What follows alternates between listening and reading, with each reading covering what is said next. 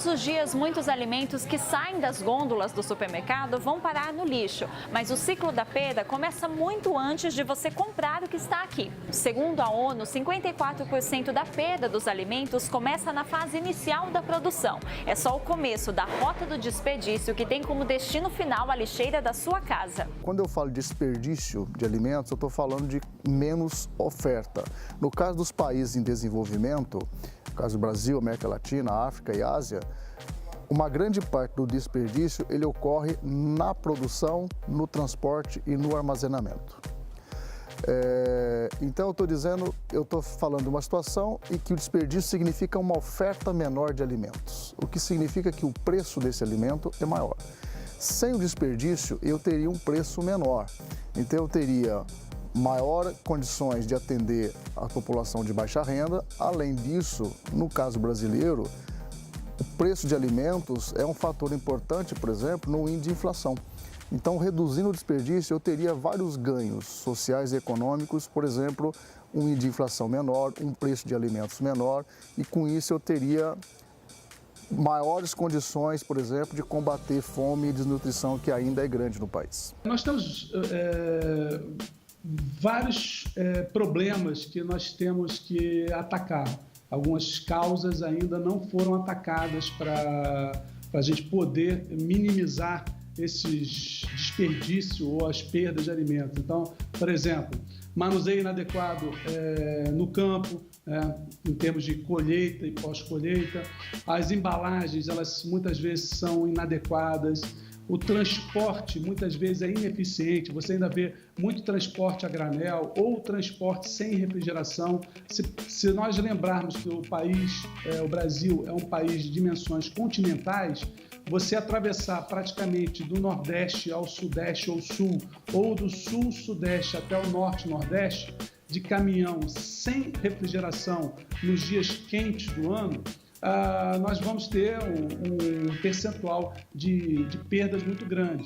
Muitas vezes não existe essa conscientização da importância de não desperdiçar alimentos. Então, em todas as esferas é importante isso ser trabalhado. O que a gente vê muitas vezes é esse alimento sendo transportado de forma inadequada, né? Então, quer seja a embalagem que ele vem, quando ele vem a granel em grande quantidade, muitas vezes ainda são utilizadas caixas de madeira que danificam muito esse alimento.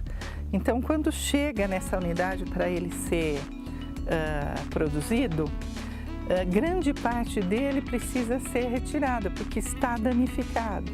Então, com isso, você aumenta muito a perda desse alimento dentro da produção das refeições. Então, acho que esse é um primeiro tópico, né? Da gente trabalhar a forma de transporte desses alimentos, o que com certeza vai trazer ganhos no momento que você vai manipular esse alimento na produção de refeições.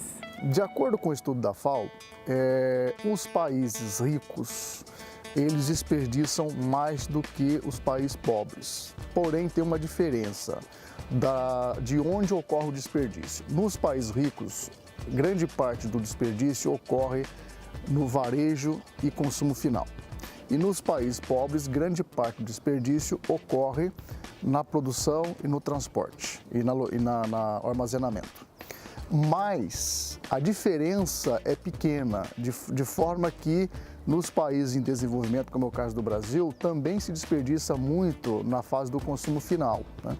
No caso dos países ricos, esse grande desperdício que ocorre no consumo final e no varejo se deve a alguns fatores. Primeiro, existe um padrão de exigência em relação à estética do alimento muito elevado, o que significa que muitos alimentos que seriam perfeitamente aproveitáveis são desperdiçados por uma questão de estética.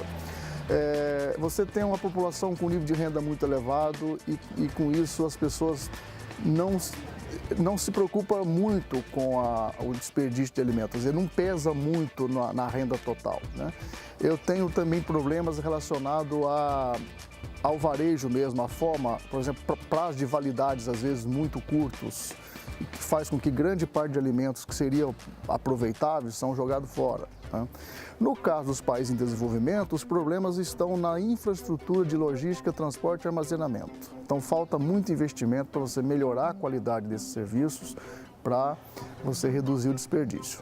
Nós temos aí um acúmulo de coisas, né? E também um acúmulo de produtos nas gôndolas do supermercado. Muitas vezes os caras chegam e jogam o produto da caixa diretamente na gôndola. Isso aí é um problema sério. E aí o que a gente vê, existe uma deficiência gerencial, tanto no atacado quanto no varejo, para evitar que nós tenhamos perdas ou desperdício muito grande. Então, essas são causas básicas que a gente vê.